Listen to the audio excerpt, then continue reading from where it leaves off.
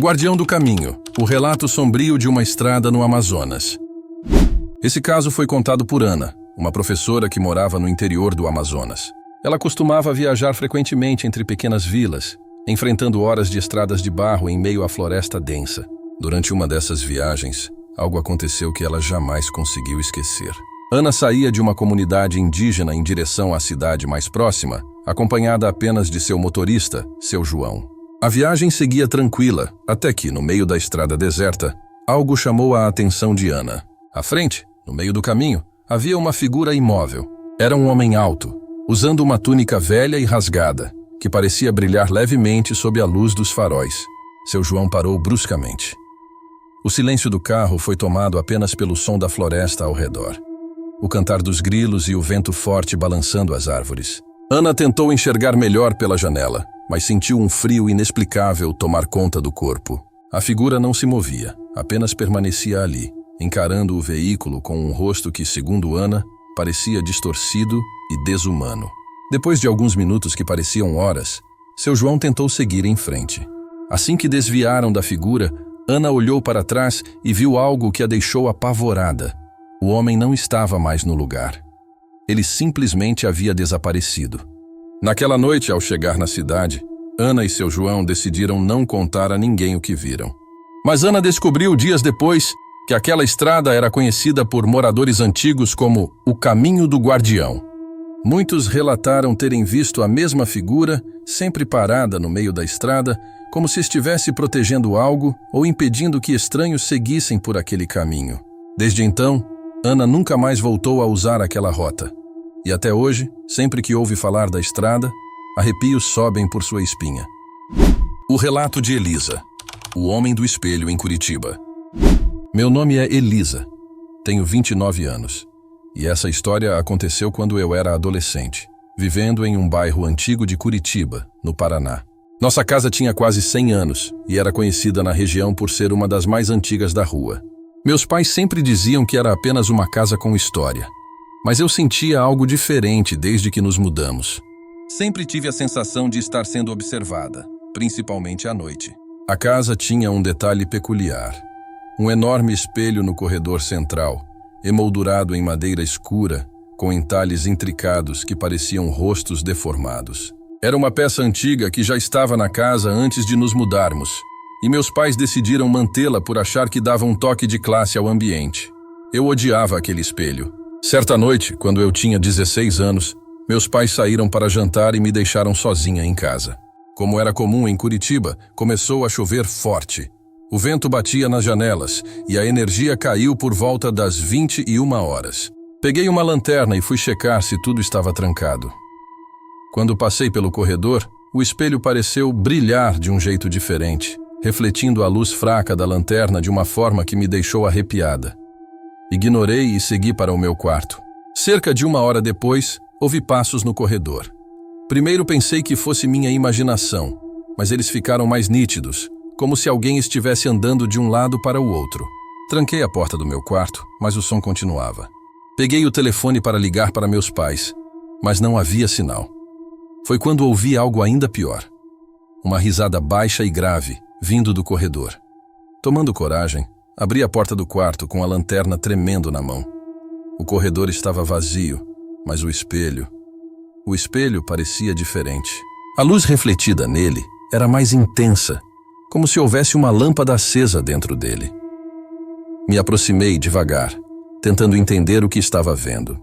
Foi então que percebi. Havia uma figura dentro do espelho.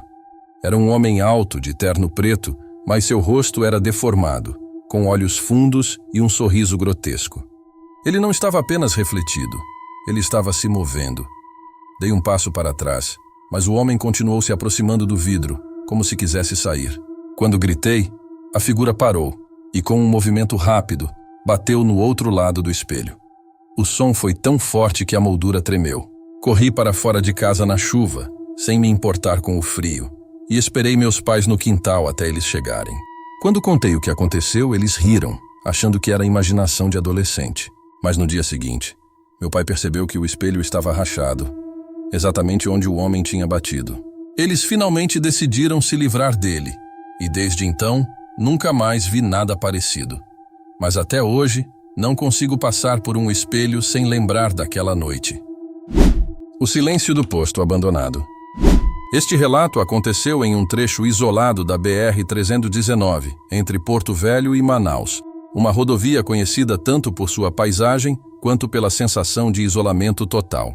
Quem contou a história foi Rodrigo, um caminhoneiro experiente que, mesmo acostumado com longas viagens solitárias, nunca havia enfrentado algo tão perturbador. Rodrigo costumava viajar à noite para evitar o calor intenso do dia. Em uma madrugada nublada, enquanto percorria a estrada deserta, ele percebeu que estava ficando sem combustível. Embora soubesse que não era prudente parar, viu uma placa enferrujada indicando um posto de gasolina a 3 quilômetros. Aliviado, seguiu em direção ao local. Quando chegou ao posto, algo parecia fora do comum. O lugar estava completamente deserto. Não havia atendentes, carros ou qualquer sinal de vida. As luzes estavam apagadas, exceto por um único poste piscando na entrada. Apesar do desconforto, ele decidiu abastecer, usando o que restava de energia em um dos geradores do caminhão. Enquanto abastecia, Rodrigo ouviu um som estranho vindo de dentro da loja de conveniência. Pareciam passos arrastados, mas eram leves, quase como se uma criança estivesse andando por ali. Ele gritou para avisar que estava ali, mas não recebeu resposta. O silêncio que se seguiu foi tão intenso que até sua respiração parecia alta demais. Sentindo um misto de curiosidade e medo, Rodrigo decidiu investigar. Pegou uma lanterna e caminhou em direção à loja. Ao entrar, viu prateleiras vazias e produtos espalhados pelo chão. O ar era pesado, como se ninguém estivesse ali há décadas. Foi então que ele viu algo que nunca mais esqueceria. No canto da loja, sentado no chão, havia um garoto de aproximadamente 10 anos, de costas para ele. O menino estava completamente imóvel. Rodrigo chamou o menino, mas ele não respondeu. Quando deu um passo à frente, a luz da lanterna refletiu no rosto da criança e ele percebeu que os olhos eram totalmente brancos, sem pupilas. O garoto virou a cabeça lentamente, revelando um sorriso distorcido e dentes afiados. Antes que pudesse reagir, Rodrigo ouviu um barulho ensurdecedor, como se algo pesado estivesse caindo sobre o teto. Desesperado, ele correu de volta para o caminhão, deixando a mangueira do combustível no chão. Ao dar partida, olhou pelo retrovisor e viu dezenas de figuras esqueléticas saindo da loja, cercando o posto.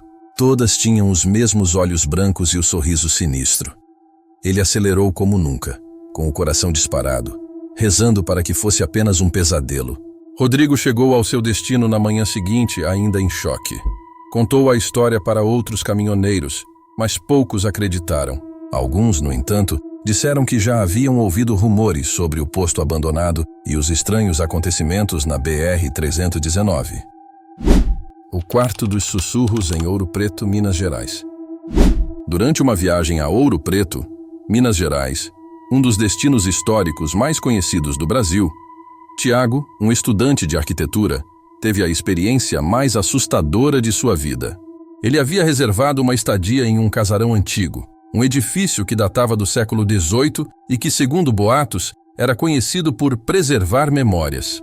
Na primeira noite, Tiago percebeu que o quarto que alugara era decorado com móveis de época e tinha um enorme espelho de moldura dourada. Ele se sentiu incomodado ao notar que o reflexo no espelho parecia mais escuro do que o restante do quarto, como se algo além dele ocupasse aquele espaço. Apesar do desconforto, atribuiu a sensação à exaustão da viagem.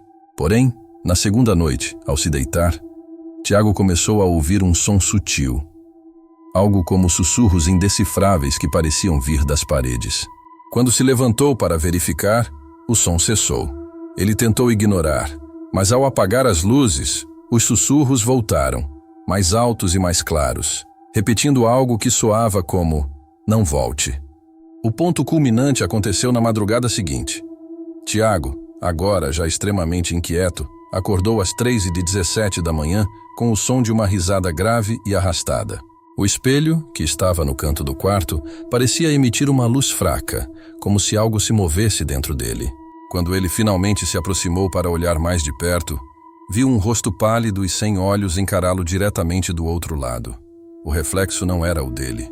Apavorado, ele saiu do quarto e dormiu no sofá da sala até o amanhecer. Ao relatar o ocorrido ao dono do casarão, foi informado que o quarto já havia sido palco de eventos semelhantes. Diziam que uma mulher da nobreza havia sido trancada ali por seu marido, e anos depois, seu corpo foi encontrado ao lado do mesmo espelho. Tiago nunca mais voltou a Ouro Preto, mas sempre alerta aos amigos. Nem tudo que é antigo traz história. Algumas coisas carregam maldições.